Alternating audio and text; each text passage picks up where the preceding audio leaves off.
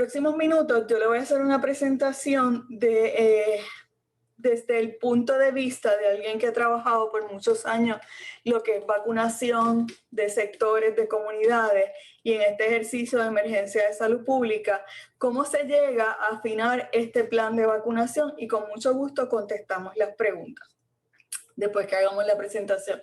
Siempre, desde que esto empezó, me gusta dar mi punto de vista. Este asunto de la pandemia provocada por el SARS-CoV-2 o este coronavirus reta a toda la población mundial y nos ha enseñado, desde mi perspectiva, que la vida nos puede cambiar de maneras insospechadas y quizás para la cual en un momento dado no estábamos preparados para estos retos.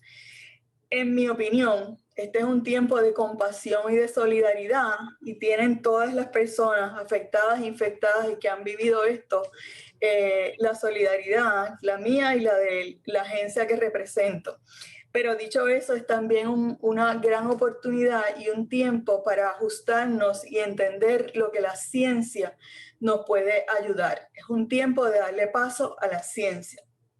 Dicho esto, como ha pasado en otras épocas anteriores, el asunto de enfermedades infecciosas que arropan la población mundial pone de manifiesto la importancia de esta herramienta de prevención que son las vacunas. Algunas personas quizás no lo recuerdes, pero en los siglos pasados, y me voy a suscribir al siglo XX, tenemos experiencia de cómo el ejercicio de campañas de vacunación logró contener enfermedades y logró, en algunos casos, no solamente contenerlas, sino desaparecerlas, lo que llamamos erradicarlas. Les puedo, el ejemplo más vívido es lo que pasamos con H1N1, que fue un inicio de pandemia, una infección para la cual la humanidad no estaba preparada, que en menos de un mes arropó países, que afortunadamente era un virus conocido que había cambiado, pero no fue hasta que se hizo el ejercicio de vacunación que se logró contener la cantidad de personas que se estaban infectando. De igual manera, en siglos pasados, se vio con el polio, se vio con la viruela, se vio con la enfermedad de sarampión común en los niños. Así que en este momento la humanidad grita que necesitamos una vacuna. Afortunadamente vivimos el siglo XXI y las capacidades científicas y tecnológicas que se tienen permite la comunicación de diversos sectores de la ciencia y hemos avanzado en el desarrollo al punto de poderles decir que estamos en el umbral de que podamos tener una vacuna que promete ser segura y tener una buena eficacia o efectividad. A la pregunta que la gente se ha hecho por meses de cuándo realmente tendríamos la vacuna, mi respuesta es emular las palabras de quien fuera director de la división de inmunización cuando yo empecé a trabajar como médico, el doctor Walter Orenstein, que lo publicó en una revista científica. Y las palabras, sí, tendremos una vacuna cuando la ciencia nos demuestre que hay seguridad, que es segura y que hay eficacia. Tendremos una vacuna cuando, además de que se pruebe seguridad y eficacia, hayamos entrado en un proceso de comunicación con grandes esfuerzos de educación que nos permitan construir confianza en las personas y que eso se traduzca en que se entiendan las recomendaciones de vacunación por todas las personas que necesitan ser vacunados. Y este es el proceso en que nos encontramos hoy día. Para fijarnos en un marco de referencia, la Agencia de Drogas y Alimentos evalúa todas las terapias, todas las vacunas, todos los procesos de tratamiento médico y hay vamos a decir, un proceso bien riguroso en esto. Sin embargo, el hecho de que se haya declarado una emergencia de salud pública, porque esa es la situación que estamos viviendo desde que empezó este año 2020, esta declaración de emergencia establece el marco legal para que esos procesos que son tan rigurosos, tediosos y largos puedan ocurrir en un tiempo más rápido o con una rapidez que permita salvar, por decirlo así, la emergencia de salud pública.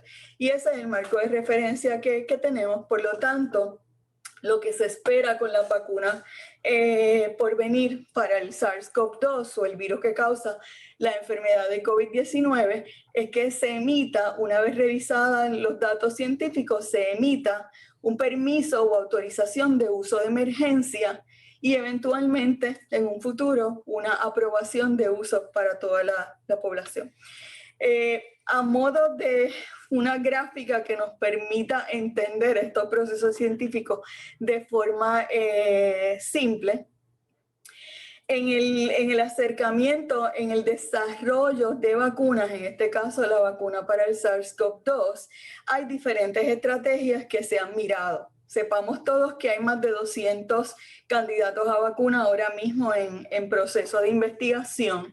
De esos 200 hay algunos que entraron en distintas fases de investigación clínica y hay pues 2 que están a punto, ¿verdad? Están siendo revisados en la documentación de sus estudios habiéndose completado la última fase de los estudios de investigación clínica en personas.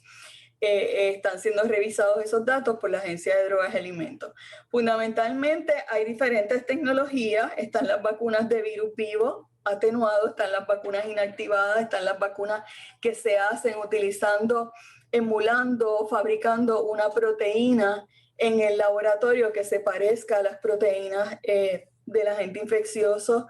Están vacunas que se usan una parte del agente infeccioso, están vacunas donde se utiliza otro agente viral como vector para que sirva de transporte del material que se va a utilizar como vacuna, y está la ciencia esta del siglo XXI, que son las vacunas que utilizan RNA o ARN en español, que es ácido ribonucleico. En este caso vamos a hablar específicamente de esas 2. Están las vacunas que utilizan recombinación genética, están las vacunas, hay diferentes categorías y maneras de trabajar esto, pero vamos a hablar específicamente de las que utilizan RNA mensajero, y ustedes todos conocen, o sea, esto es de conocimiento público, que hay 2 compañías en esta carrera trabajando en el desarrollo de vacunas que utilizan RNA mensajero. ¿Y qué es el RNA mensajero? Pues es un segmento, una porción bien pequeña de material genético, en este caso del coronavirus SARS-CoV-2, que codifica, que da las instrucciones para que se produzca la famosa proteína spike o espícula, que es la que tiene este virus y que permite, ¿no?, que la entrada del virus al cuerpo humano a través del epitelio respiratorio. Pues este mRNA se saca un segmento específico, se envuelve en una capa de grasa, de lípidos, de manera que, y esto es lo que se utiliza como vacuna, esto se inyecta intramuscular en la célula humana, del músculo humano, y ese mRNA lo que hace es que da instrucciones a la célula muscular que fabrique algo parecido a la proteína spike del coronavirus, con una secuencia específica. Eso ocurre bien rápidamente, y una vez esas instrucciones se dan, ese mRNA se degrada, se saca del cuerpo. Nuestro sistema tiene capacidad de hacer eso. Son unas instrucciones bien específica. Importantísimo señalar que este mensajero, como yo le llamo, nunca entra al núcleo de nuestras células, no se integra en material genético. No va a darle otra información al cuerpo que no sea fabricar algo parecido a la proteína spike, que una vez reconocida por nuestro sistema inmunológico, pues se prepara el cuerpo para una reacción de defensa, en este caso con la producción de anticuerpos y con lo que se llama la inmunidad celular. Eso explicado en palabras lo más sencillo que yo lo puedo explicar, pero el concepto fundamental es que esto permite una respuesta inmunológica robusta, que la expresión de este antígeno, en este caso del mensajero, es bien transitoria. Esto ocurre en un periodo bien corto de tiempo, menos un par de horas o unos cuantos minutos. No es una partícula infecciosa, no tiene el virus, lo que tiene es un segmento de una proteína viral. No se integra, como ya mencioné, al genoma, que esa preocupación la tiene la gente por ahí, ese argumento ya ha salido. No tiene potencial o riesgo de provocar infección. Los estudios en el laboratorio también con animales inicialmente no provoca daño a los bebés por nacer, no provoca mutagénesis. Y es degradado en el proceso normal que las células utilizan para limpiar.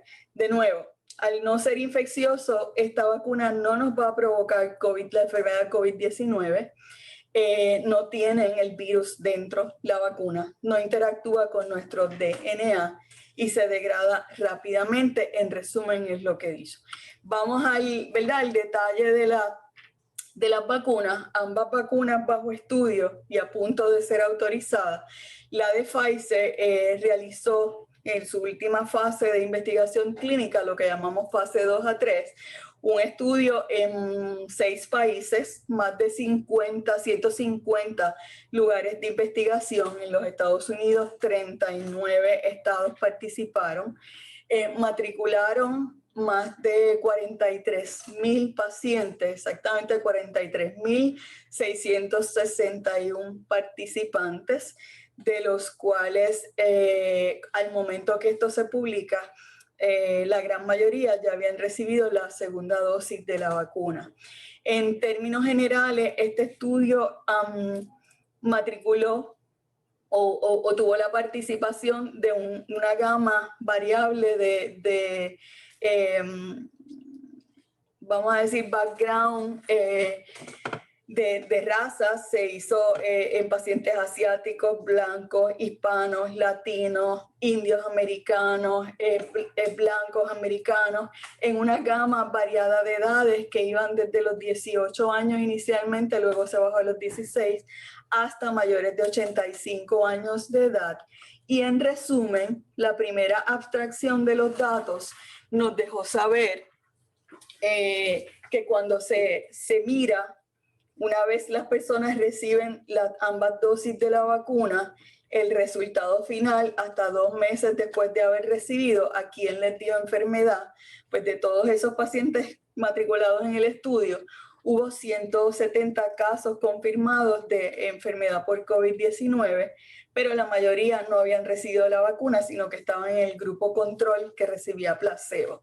Por lo tanto, de 170, solamente 8 personas vacunadas tuvieron algún tipo de enfermedad de COVID-19 y eso se traduce en lo que se llama una eficacia de un 94%.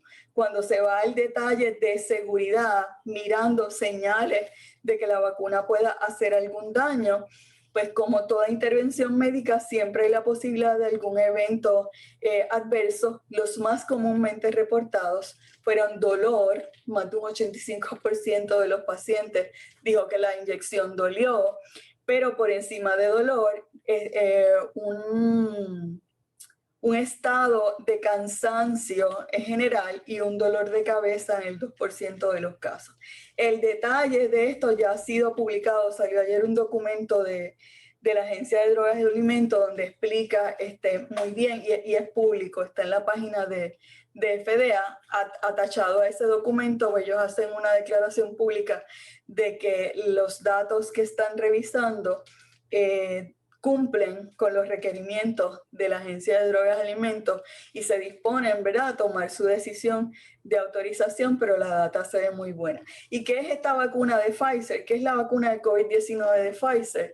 Pues ya les expliqué, contiene este mensajero, mRNA o RNA mensajero, en una suspensión, un líquido que va a venir congelado en un frasco o vial, que se transporta o se tiene que almacenar en temperaturas extremadamente frías, específicamente un congelador que llegue a temperaturas de menos 80 grados Celsius. Esto viene en un empaque este frasquito o esta solución se tiene que reconstituir, o sea, mezclar con agua salina, siguiendo las instrucciones del fabricante, y va a permitir con ese frasco que ustedes ven aquí que se vacunen 5 personas una vez reconstituidas. Entonces ellos van a enviar una caja como la que vemos aquí, que contiene 195 de estos frascos. Cuando usted lo multiplica por las 5 dosis que me da cada frasco, pues esta bandeja que veo aquí me permite vacunar 975 personas con dosis inicial. Para mantener esa temperatura, ellos tuvieron que diseñar un empaque que viene cubierto con hielo seco, y en esa caja que vemos aquí podrían llegar desde una bandeja con 195 frascos hasta 5 bandejas de estas, que entonces nos permitirían vacunar más de 4,000 personas si hacemos la matemática. Esto es una vista más al detalle de cómo vendría. Puede venir una sola bandejita o pueden venir 5, dependiendo de la solicitud de vacunas que haga cada unidad que va a vacunar. ¿Y qué hacemos una vez esto llega? Pues hay diferentes maneras de mantener esta vacuna fría. Si se recibe y se deja que llegue a temperatura ambiente, se nos daña, no va a funcionar. Por lo tanto, se habla de estos congeladores, como lo vemos aquí, es una especie de freezer que llega a temperaturas de menos 75 grados Celsius, más o menos 15, que nos da la posibilidad de ese menos 80. Hay la posibilidad de mantener la vacuna en el contenedor que la compañía la envía utilizando la modalidad de hielo seco, pero aún utilizando esto y siguiendo las instrucciones, el tiempo que me dura esa vacuna en este empaque, siguiendo las instrucciones, tiene un máximo de 20 días. La vacuna, una vez se saca, vamos a decir, se entrega aquí, pero se saca para el lugar donde va a ocurrir la vacunación, sea un hospital, una clínica, una farmacia, puede almacenarse, pueden guardarse algunas dosis a temperatura de nevera regular, y aquí nos va a durar unos 5 días. Y basándonos en estas instrucciones es que se establece ese plan de cómo se va a distribuir la vacuna en los puntos donde va a ser administrada. Entonces, me detengo un momentito para hablar de la otra vacuna. Tiene la misma tecnología, utiliza el mRNA mensajero envuelto en una capa de líquido. Es la misma ciencia detrás de esta vacuna. Los estudios iniciales en animales, ¿verdad?, los que se hacen en la fase preclínica, demuestran una buena respuesta inmunológica. Los estudios de fase 1 demuestran una buenísima respuesta inmunológica, y el estudio final de fase 3, donde se participaron 30,000 personas que recibieron vacuna o placebo, demuestra igualmente que la de Pfizer una eficacia de un 94-95, en realidad 94.5%. Esto quiere decir que de cada 10 personas que reciben la vacuna, 9.5 demuestran tener protección contra la enfermedad de COVID-19. Interesante en este estudio, al igual que Pfizer, ellos estratificaron por grupos de edad y miraron si era igualmente, la eficacia era similar en las personas de 65 años, mayores de 65, menores de 65. Moderna todavía no incluyó la población pediátrica, o sea, nadie de menos de 18 años de edad, pero ya han dicho que se disponen a añadir un brazo a este estudio a ver si se mantiene esa eficacia y seguridad en la población pediátrica. Entonces, hablando ya, ¿verdad?, dejando el tema de la ciencia detrás de la vacuna, lo he tratado de explicar lo más sencillo que yo puedo. Está este ente o comité que se ha llamado Operation Warp Speed. No es operación de guerras rápidas, Operation Warp Speed, que lo que permite es acelerar el proceso de producción de la vacuna, emitiendo unas guías específicas de cómo se debería distribuir. Los integrantes de este comité a nivel federal, los jugadores principales, son el Departamento de Salud y Recursos Humanos del Gobierno de los Estados Unidos y el Departamento de la Defensa. juegan igual papel importante las recomendaciones del Centro para el Control y Prevención de Enfermedades, lo que es la Agencia de Drogas y Alimentos, los Institutos Nacionales de la Salud y el brazo operacional de lo que son las oficinas de preparación, respuesta y coordinación en emergencias de salud pública. Aquí tenemos una oficina o sea, tenemos representación, y que este brazo lleva el nombre de BARDA.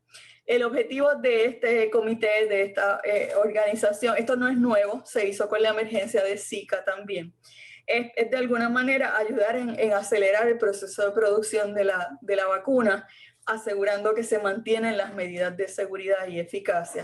Y como ya les dije, contribuir, asesorar, coordinar y desarrollar los detalles alrededor de la distribución de la vacuna y cómo debe ser administrada. Entonces, ¿qué sabíamos o qué sabemos en este momento? Pues que la autorización de la Agencia de Drogas y Alimentos viene de manera acelerada mediante lo que permite la ley federal que declara la emergencia de salud pública, y este es el llamado documento EUA, Autorización de Uso de Emergencia o Emergency Use Authorization. Sabemos, y esto ocurre con todos los productos, una vez sale algo aprobado, para llevarlo al brazo que lo necesita, el suplido inicial puede que no se ajuste a la demanda. Muchas personas quisieran, y es lo que veo en la calle, cuando me tocaría vacunarme. Así que inicial, y cuando decimos inicial, estamos hablando de las primeras semanas, una vez esta o estas vacunas sean autorizadas, pues el suplido puede ser un poquito limitado. Sin embargo, la expectativa es que semanalmente vaya en un proceso de ir aumentando a lo largo de semanas y los meses venideros inmediatos. Si nos vemos en la situación de que hay un suplido limitado, pues entonces los gobiernos tienen la obligación de hacer unas recomendaciones de a quién vamos a vacunar primero. No es como en la escuela, que el nene de kinder sale corriendo del recreo, cuando suena el timbre se pone en la fila, todos corren para ser el primero. No estamos en ese escenario, se toman unas decisiones y ahora les voy a explicar el marco conceptual para esto.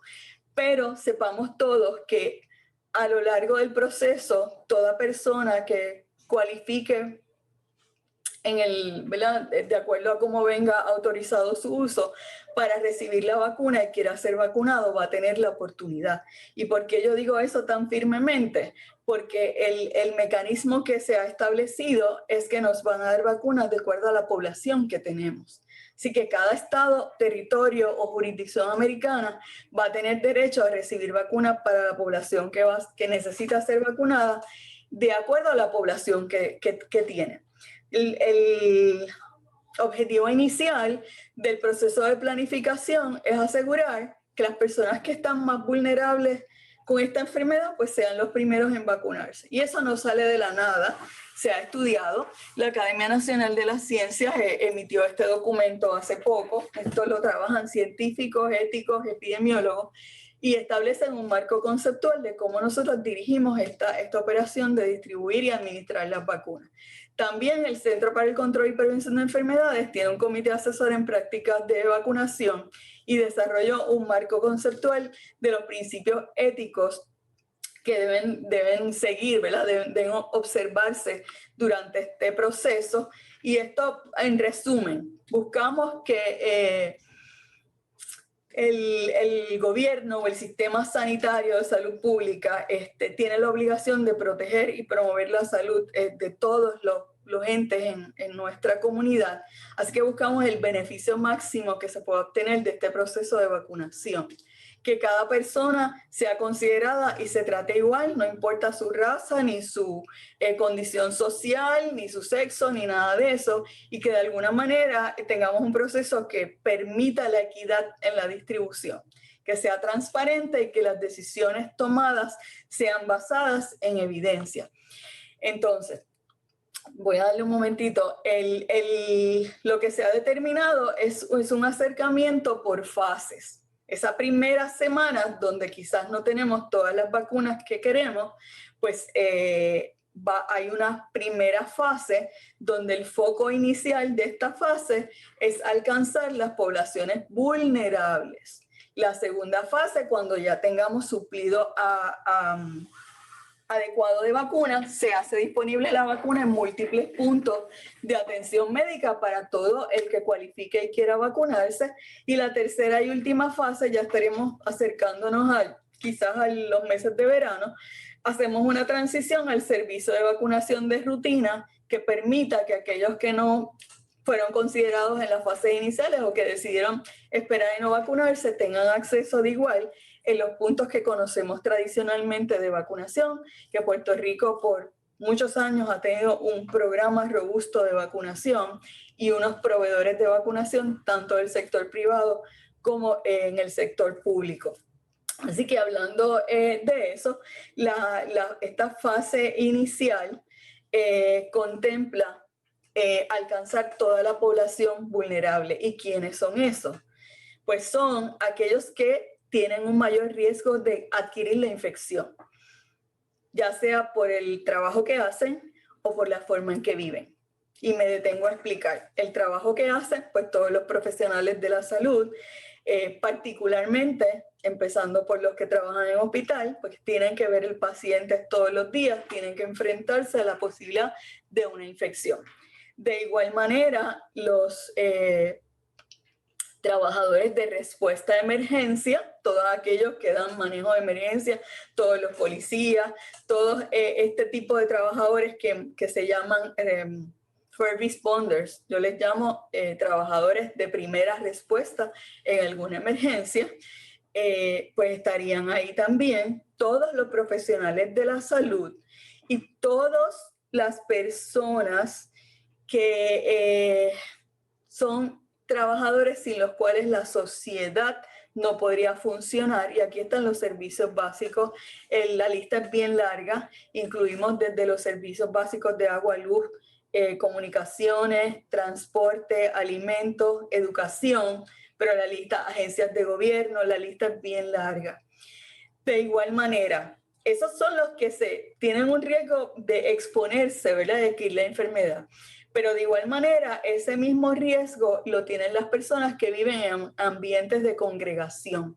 Y aquí hablamos del que vive en una facilidad de cuidado prolongado, si lo quieres decir más folclóricamente, los asilos para personas de mayor edad, los albergues, los hogares de discapacidad o personas con cierta discapacidad que necesitan asistencia en la manera de vivir y que viven congregados, los que viven confinados en centros de tratamiento o prevención, todos esos por la forma de vida, porque viven con otras personas, con muchas personas, conviven, tienen un riesgo de que un caso que llegue, esta enfermedad tan contagiosa, puede contagiar a los demás y aunque se han establecido medidas para que eso no ocurra, pues deben tener la oportunidad de ser vacunados en esta primera fase.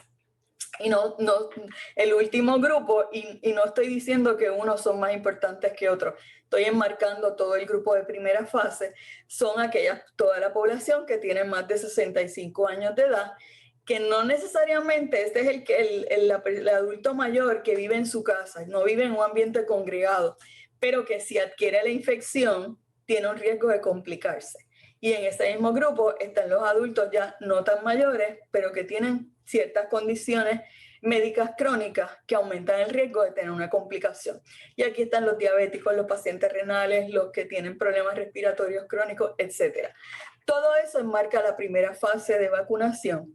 La segunda fase, cuando ya tenemos mucha vacuna suficiente, pues se hace disponible para todos los demás sectores de la sociedad, en muchos puntos de atención para que no haya que esperar una feria de vacunación y una fila para buscar tu vacuna, sino que yo puedo ir a mi proveedor de vacunación, puedo ir a mi centro de vacunación, puedo ir al hospital que es el servicio de vacunación, puedo ir a la farmacia de comunidad donde vacunan y cada persona decide y la vacuna va a estar disponible de esa manera.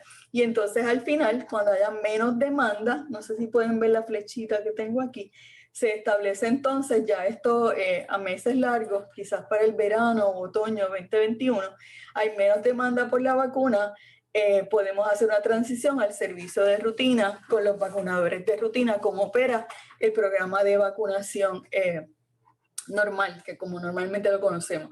Me detengo un momento, estoy dando hacia atrás, para hablar del personal de atención de salud, que pues, cuando hablamos de personal de salud pensamos en los médicos y pensamos en las enfermeras, pero es mucho más abarcador. Aquí están todos los que trabajan en este ambiente, ya sea hospital o facilidades de cuidado de salud más pequeñas, y nos referimos a todo el staff. O sea, aquí entran los médicos, las enfermeras, los que sacan la sangre, el flebotomista, el farmacéutico, el tecnólogo, el que da servicios voluntarios al hospital, el que da el servicio de comida, el que da el servicio de limpieza. Todo el que trabaja en ese ambiente se entiende que tiene un riesgo de exposición aumentado y está considerado en esta primera fase. Y de igual manera todas las demás profesiones, todas las profesiones aliadas a la salud, el dentista, el optómetra, el quiropráctico, el psicólogo, todo el que da servicio en facilidades de atención de salud. Están todos incluidos.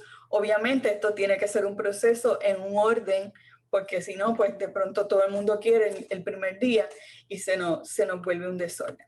Así que paso adelante a hablarle de cómo se hace este destinar vacunas en esa fase inicial. Pues miramos la ciencia, dónde trabaja la vacuna, dónde me dice la FDA, o sea, a qué persona se la puedo poner.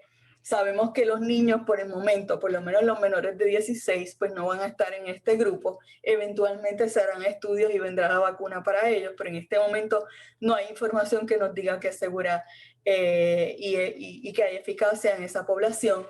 La logística de implementación, cómo yo hago esto disponible para todo el que necesite ser vacunado, y de nuevo los principios, ¿verdad? El marco conceptual ético, de manera que yo maximice los beneficios, promueva un ambiente de justicia, que no permita inequidades y que sea un proceso transparente, y así se ha trabajado el plan.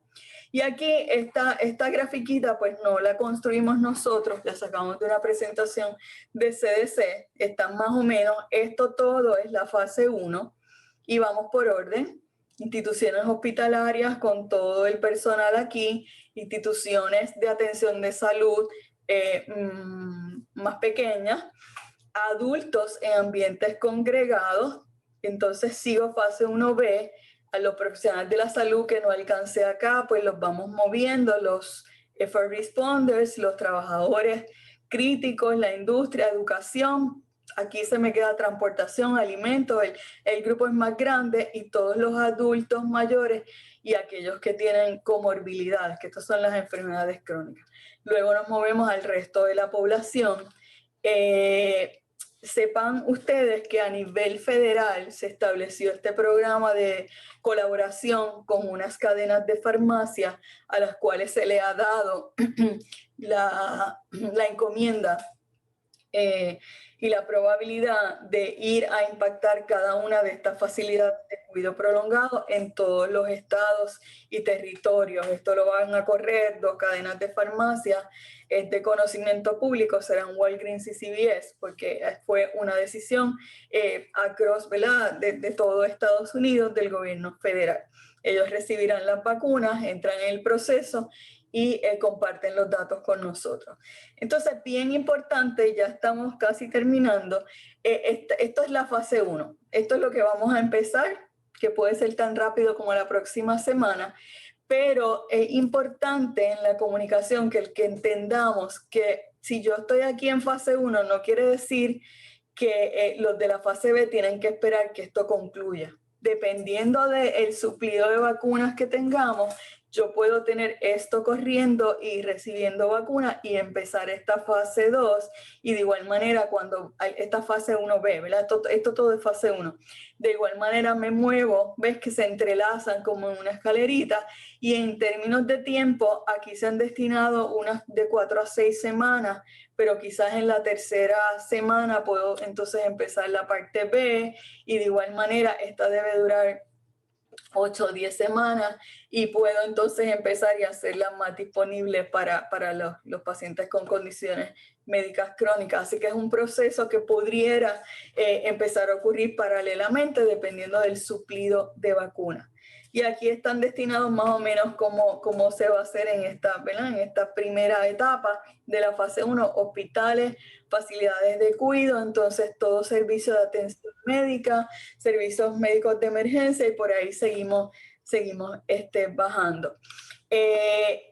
Si tuviéramos, yo no, por los números que veo, eso no lo anticipamos, pero si tuviéramos que decidir, porque no nos llegan las vacunas adecuadamente para el personal de atención de salud, pues necesita, qué sé yo, por decir 400 dosis, pero de pronto tenemos 200, pues esta facilidad tiene que establecer prioridades de dar la vacuna primero al personal que da servicio directo, etcétera. Y entonces, para que tengan una idea, este es el sistema de distribución. Las vacunas, aquí están las fábricas, la vacuna de Pfizer va, una vez se emita la orden, va derechito a los lugares de redistribución, que son los lugares que tienen los congeladores, que se han establecido, y los compañeros de Guardia Nacional nos van a ayudar en la distribución, particularmente a estas facilidades hospitalarias. Eventualmente la vacuna de Moderna puede estar 30 días en una nevera, aunque va igualmente a unos centros de distribución inicialmente, es más fácil su distribución a facilidades que tienen menos volumen de personas a vacunar. Eso está establecido en nuestro plan. Este es el modelo de cómo se sacan de la cajita o del freezer y se van, ¿verdad? Se van repartiendo a las facilidades donde se va a vacunar. De nuevo, Moderna llenó los papeles, terminó el estudio, llenó papeles un poco más tarde. Debe estar en temperaturas también extremadamente frías, pero no tan frías como Pfizer.